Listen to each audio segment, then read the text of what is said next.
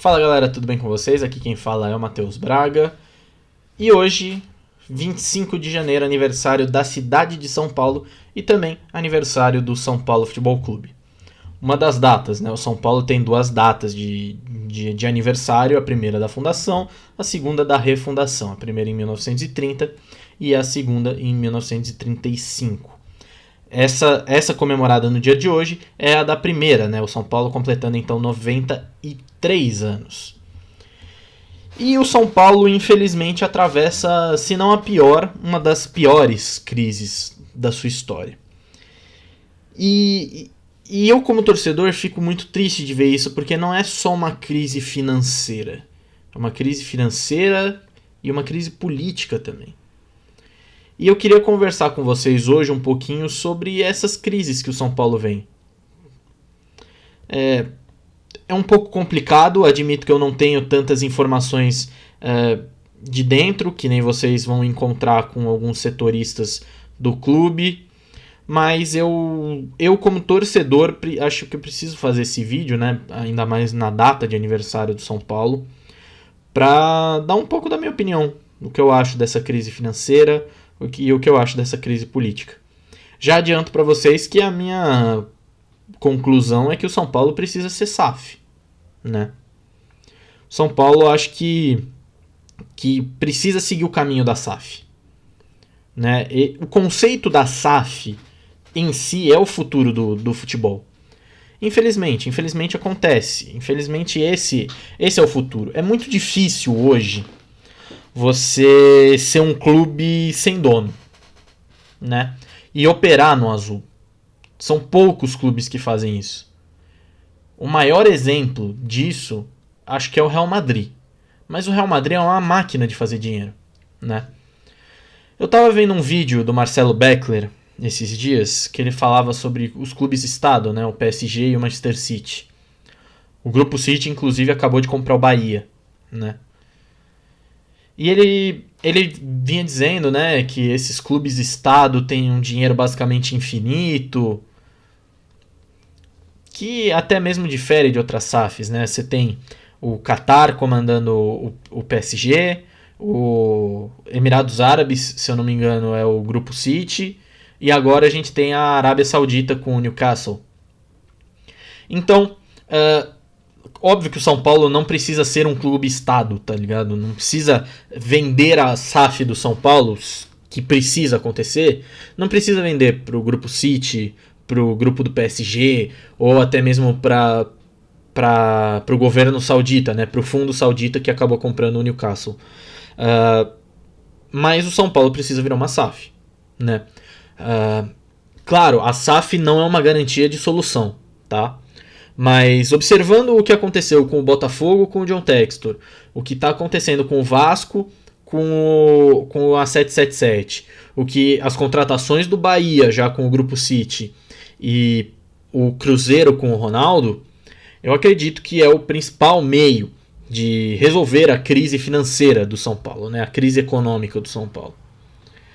São Paulo, se eu não me engano, são mais ou menos 550, 600 milhões de reais em dívidas. A diretoria do Casares pegou essa dívida quase nos 750 milhões de reais, né? Então, diminuiu bem a dívida conforme o último balanço. Mas ainda não é o suficiente, tá? O São Paulo não precisa operar no azul, mas o São Paulo precisa ter uma margem suficiente para que o São Paulo possa fazer grandes investimentos. Mas com grandes investimentos, aí já é uma prova no futebol brasileiro que grandes investimentos não necessariamente são grandes jogadores. A gente hoje tem dois grandes exemplos no futebol brasileiro. Você tem o Flamengo e o Atlético Mineiro, que gastam muito em jogadores de nome, de peso, e você tem o Palmeiras, que tem um time, mas está ali focando na base, pega algumas peças vindas de algumas ligas menores. Então a gente tem esses dois exemplos, e eu acho que o efeito do Palmeiras é um pouco melhor do que o efeito do Flamengo a longo prazo, e eu acho que o São Paulo poderia estar investindo num modelo desses, caso o time fosse uma SAF. E aí a gente precisa também pegar como exemplo os próprios clubes que eu citei, né? Os clubes que o Beckler chamou de clubes-estado. O PSG foi comprado, se eu não me engano, em 2010 e 2011. E não trouxe o Neymar logo de cara, né? O clube levou o Nenê, o Lugano, o Alex, zagueiro, jogadores mais baratos, mas com grande potencial. E aí, conforme foi avançando o tempo, o PSG foi conseguindo gastar mais. Thiago Silva, Marquinhos, o Neymar, o Ibra, Cavani, Mbappé, agora o Messi. Então o PSG foi se arquitetando. Mesma coisa o Manchester City. Manchester City, quando foi comprado, Jô, Robinho, Elano, Yaya Touré.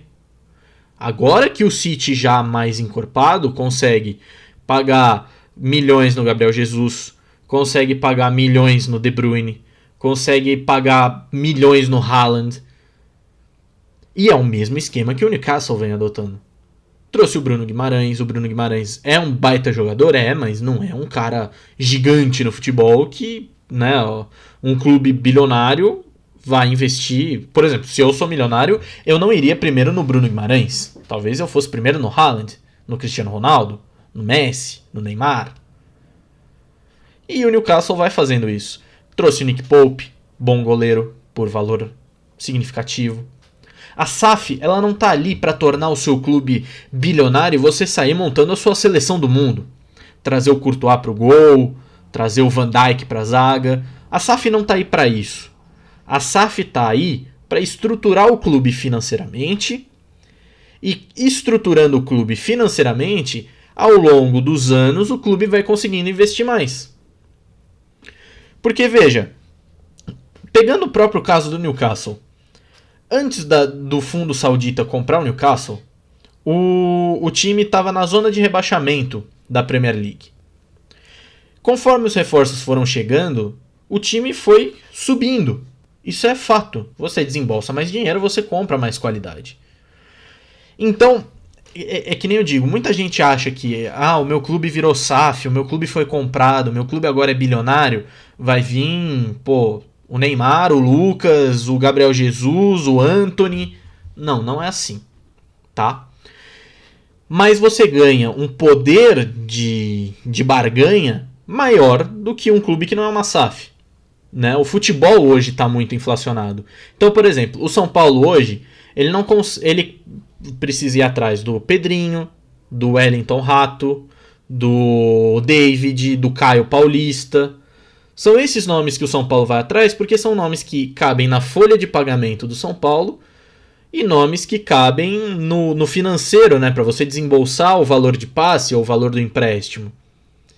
Enquanto com uma SAF você pode, por exemplo, ir atrás do Gerson, né? Um jogador que não deu certo na Europa, que quer voltar para o futebol brasileiro, mas que é um jogador jovem, um jogador bom, né? Com uma grande qualidade, que vai custar altos valores. E você pode ir atrás desses jogadores que mudam o patamar do time, mas que não custam 100 milhões, né? São Paulo hoje, ele vai atrás de gente de 6 milhões, de 7 milhões, de no máximo 10 milhões. Com a SAF, pode ir a 40, 50, né?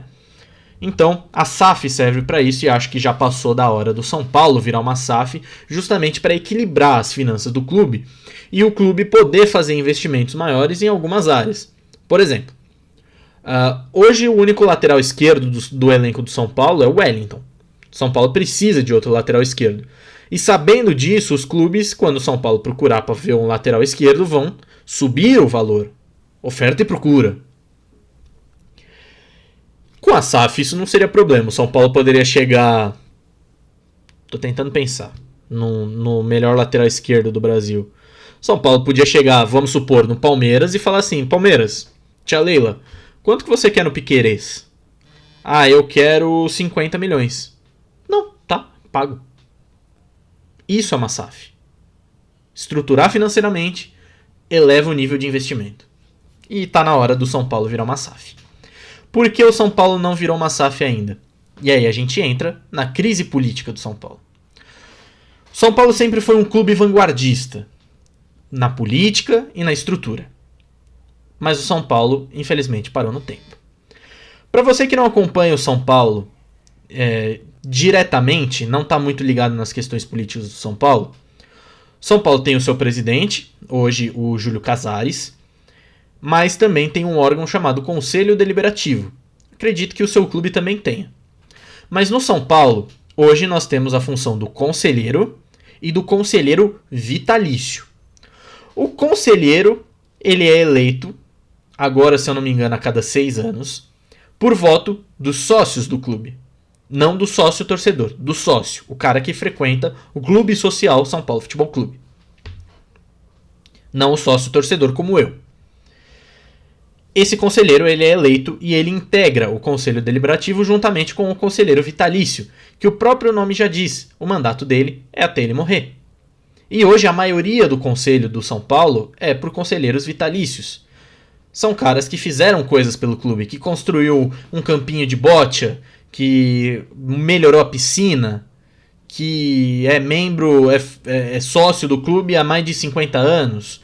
São esses caras que são conselheiros vitalícios no São Paulo hoje. E eu sei, por gente que eu converso, que tem conselheiro vitalício no São Paulo que não é São Paulino. Que está ali preocupado apenas com o bem do social. E isso, na minha concepção, é errado. Claro, o sócio tem que se preocupar com o clube social. Mas não dá para o cara se preocupar com o clube social e não tomar atitudes que precisam ser tomadas com o clube de futebol. Por isso que hoje existe uma proposta de separar o São Paulo Departamento de Futebol do São Paulo Clube Social.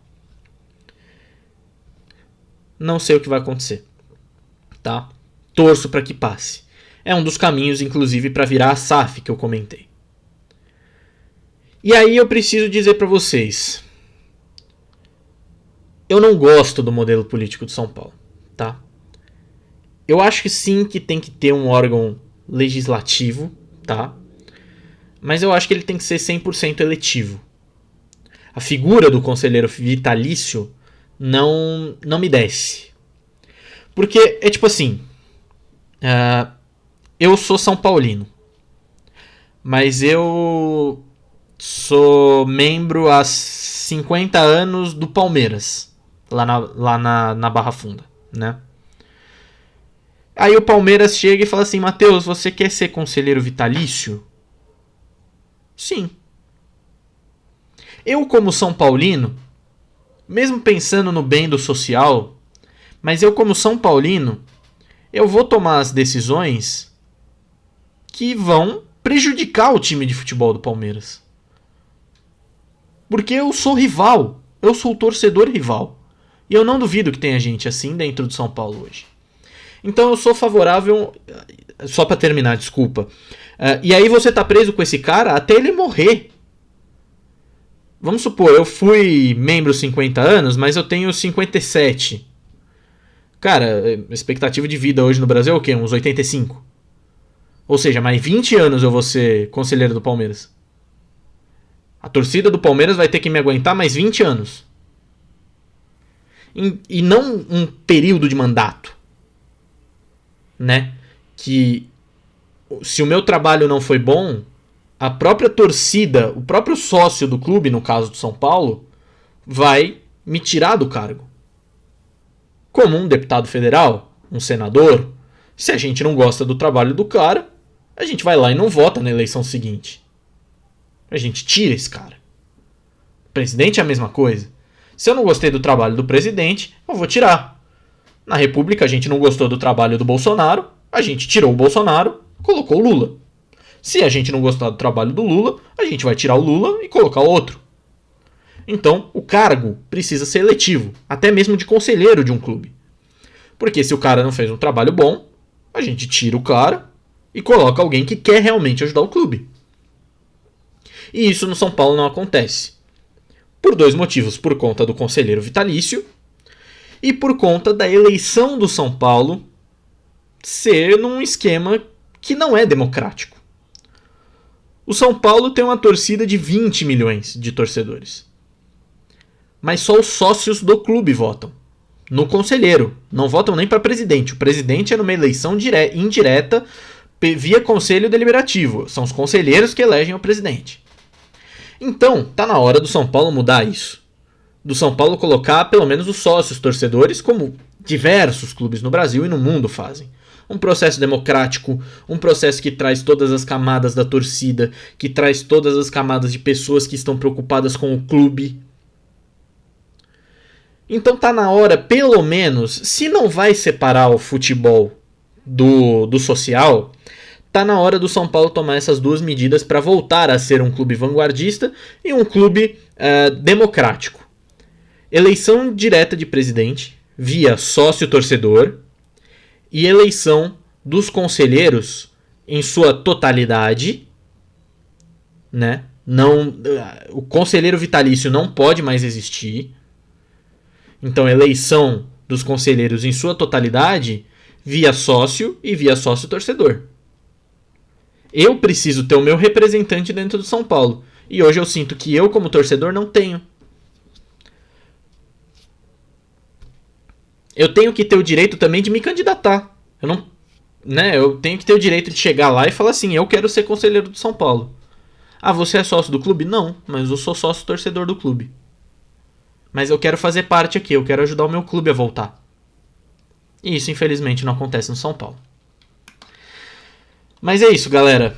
Eu espero que vocês tenham gostado do vídeo. Né? O São Paulo aí completando 93 anos. Eu acabei de ver que o meu mouse bugou. Ligou de novo, obrigado. Desculpa por isso, tá, gente? Meu mouse tinha desligado do nada.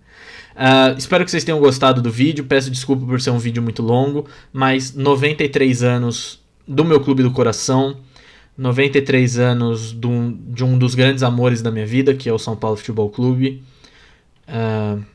Me deu muitas alegrias, me deu muitas tristezas, me deu muitas irritações, mas eu continuo amando esse clube e é por isso que eu faço esses vídeos aqui, porque eu quero o melhor desse clube. Eu quero que esse clube volte para onde ele não devia ter saído, né? Voltar a disputar títulos. Brasileiro, Libertadores, Mundial. E é isso, gente. Vou pedir para você se inscrever aqui no canal, ativa o sininho, deixa o seu like, deixa o seu comentário. E pedir para você aqui na descrição os links da Japão FC, o site que eu estou colaborando nesse momento. Dá uma passadinha por lá, vê se você gosta do meu trabalho, se você gosta do futebol japonês, dá uma passadinha por lá, beleza? Logo mais quero trazer o vídeo então da Fórmula 2, já está com o grid completo, e também da Fórmula 3. Vou dar uma renovada naqueles 2 primeiros vídeos da história do canal, já que mudaram os pilotos, mudaram as regras. Beleza? Vou ficando por aqui, muito obrigado e até mais.